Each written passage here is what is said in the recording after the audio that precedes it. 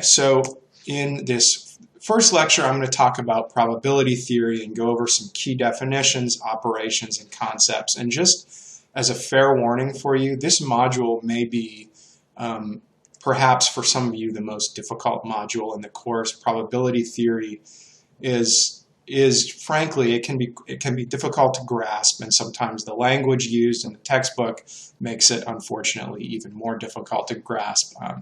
And in case you're wondering, it doesn't necessarily get any better with any other textbooks. So the textbook that I chose, it's okay in terms of this chapter. I'm not entirely happy with the way it's organized things, but in general, unfortunately, it seems like mathematics textbooks have a goal of making probability theory as confusing as possible for people. And so I'm hoping to reduce some of that confusion with this lecture. Probability theory is kind of that area of mathematics that borrows from logic. And so, some of you may really enjoy this topic. For others of you, this probably will be the most difficult topic we cover. So, getting into the material here. Probability, if we think about it generally, is just the chance or likelihood that a given event will occur. Frequently, when people talk about probabilities, they're actually talking about subjective probabilities. And so this is kind of, putting your finger in the wind, kind of an unquantified gut instinct based on your prior beliefs and experience. For those of you who are interested, there's a lot of research in social psychology that shows that people are actually not very good at making these kind of gut instinct judgments, and there's a whole area of advertisers who benefit on this fact. Probably the best book, if you're interested in this whole area, is by Daniel Kahneman, Thinking Fast and Slow. So when it comes to a more textbook definition of a probability, and the definition we're going to use, we're thinking of objective probability. And this is the quantified likelihood of an event or outcome based upon repeated random experiments or measurements. And so let's delve into that a little bit more, specifically the definition of some of these terms. So what is an event? An event is simply the result of an experiment or an observation. So you could think of a particular outcome or a combination of outcomes. A particular singular outcome would be for you flip a die and you roll a 5. And that's an event, and it's a particular outcome. An event might also be a combination of outcomes if you're interested. For instance, rolling 2 5s in a row. If you roll a die 2 times, that would be an example of an event that's a combination of outcomes. So what is an experiment? An experiment is any planned process of data collection. And it consists of a number of independent trials or replications that are performed under the same conditions. And so the experiment produces observations or measurements, which produces data for us to analyze and compute probabilities on. Importantly, the probability of each outcome can only range between 0 and 1, and it includes 0 and 1 on either end of that range. The sum of the probabilities of various outcomes always sums to 1. So I use the word trial. A trial is defined as each replication or repetition of an experiment that can be repeated. And so one or more outcomes can result from each trial. For instance, you flip the die once, and there are actually 6 possible outcomes that can result from that single trial. And so this leads us to the definition of sample space, which is important when we think about probability. Sample space is the set of all possible outcomes of an experiment. And so the example I gave, rolling a die once, has 6 possible outcomes. So the sample space for that experiment would include those 6 possible outcomes, rolling a 1 through a 6. And so that set of events are the entire set of events are the sample space. And the sum of the probability for that entire sample space must sum to 1.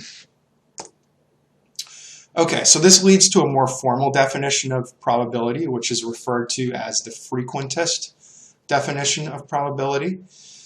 And so the larger the number of observations you make or the trials you perform, the closer the relative frequency estimates the real probability of the event. So what does that mean? Your odds of rolling a 5 when you flip a die are 1 in 6. Now, you may or may not get a 5. In fact, you could flip a die 10 times in a row and not get a 5 just due to random chance. However, the more times you roll the die, if you say you roll the die 100 times, or then you roll the die 200 times, or you roll it 1,000 times, the more times you roll that die, the greater your chances of observing this actual proportion that exists in the real world.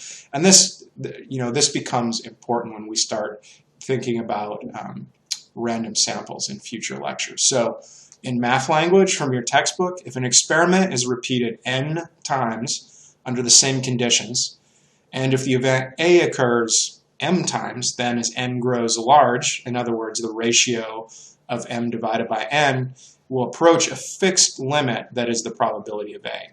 And so to put that, so the probability of A equals the ratio of m divided by n. That's your textbook.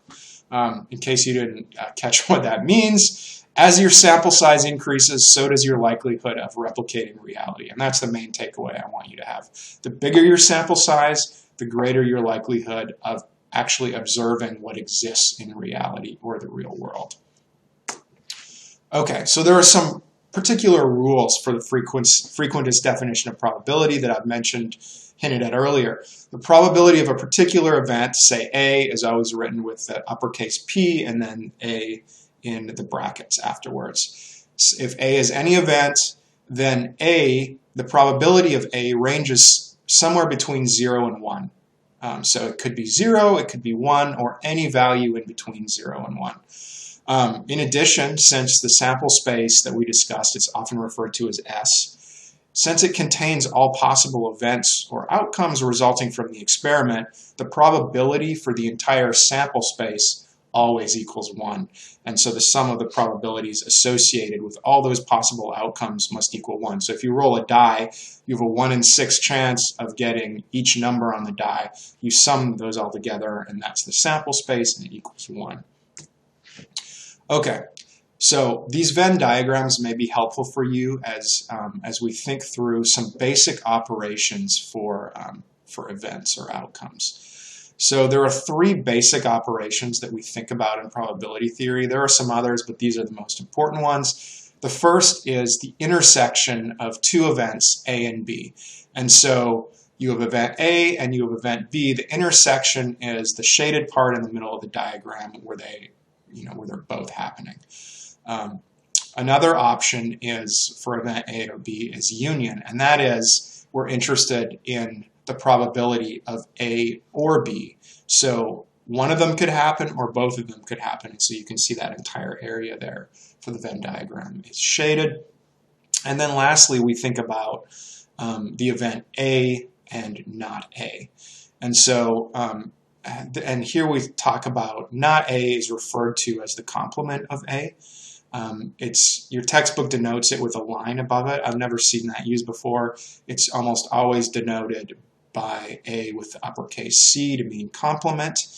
And so this is just everything that is not the event A. So say the event we're interested in is rolling a 1 on a die. The complement would be rolling every other number on that die besides 1. Okay, so let's talk a little bit more about the intersection of 2 events. This occurs when a single observation fulfills the criteria for both events.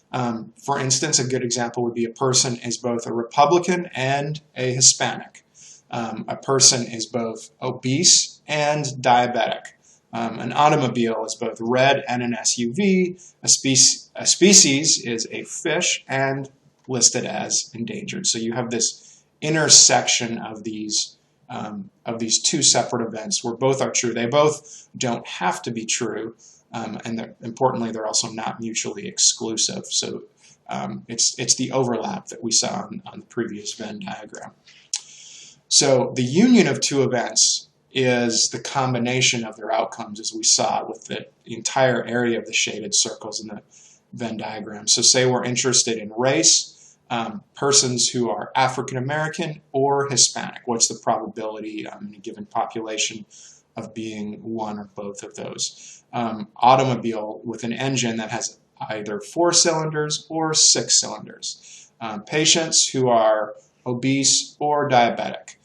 Species that are classified as threatened or endangered. So in general, the probabilities are going to be higher for the union of 2 events because the critical thing is we're interested in one probability of one or the other, so both are included there.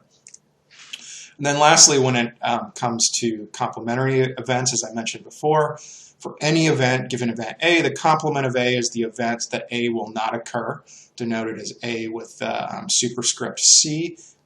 Your book has the line above the A. So for instance, rolling a 5 might be the event A. Rolling anything else on the die, a 1 through a 4 or a 6 would be the complement. If obesity, patients who are obese is the event of interest, then patients who are not obese, regardless of their BMI, would be the complement. So this brings us to a key concept in probability that's important, and this is the concept of independence or independent events. So what do we mean by this? 2 events are independent if the outcome of one event has no effect on the outcome of the second. So for instance, tossing a coin.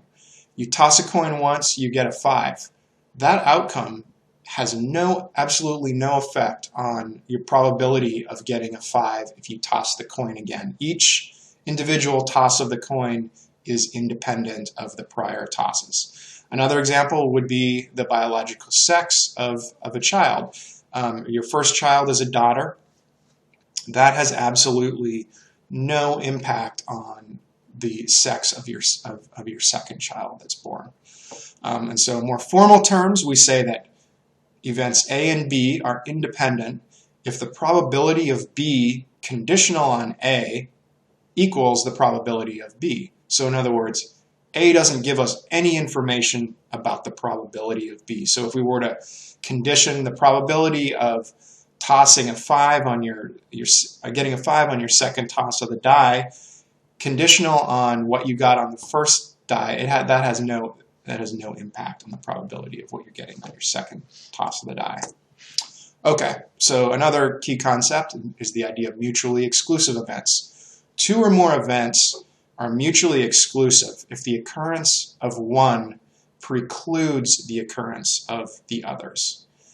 So for instance, biological sex. If your child is born male, they cannot be female.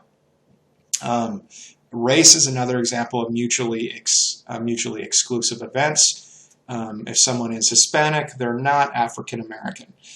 Blood type is another good example. If you're blood type O, you're not blood type AB. And so this is different than independent events, right? For mutually exclusive events, it's impossible for both to coexist. For independent events, the 2 can coexist. For instance, you can roll a 1 and then you can roll a 5, but knowing one doesn't help predict the other. Okay, so now let's talk about some of the key probabilities that we calculate when it comes to thinking about probability theory. The first and easiest one is what is referred to as a marginal probability. Marginal probabilities are associated with a single event or outcome. For instance, the probability of having AB blood type would be a good example of a marginal probability. You flip a coin 5 times, the marginal probability of a head on any single flip. On the other hand, joint probabilities refer to the simultaneous occurrence of 2 or more events.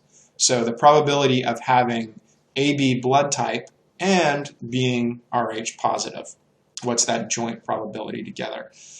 For instance, flip a coin 5 times, what's the joint probability of a head on all 5 flips? And in the next lecture, we'll talk about how to actually compute these probabilities. Another key concept is the idea of a conditional probability. Conditional probability is the probability of one event given that another event has already occurred. And so that, for instance, the probability of a person being diagnosed with lung cancer given that person is a smoker, is higher than the probability of being diagnosed with lung cancer for a non-smoker. Coin flips are independent, and so in these cases, conditional and marginal probabilities are going to be the same for these kind of independent events. The outcome of one flip doesn't influence the other, and that's different from dependent events, such as a person being a smoker and the relationship with lung cancer. We, in probability, use the vertical line to mean given, and so we would express the probability of one event given another as the probability of A conditional on B.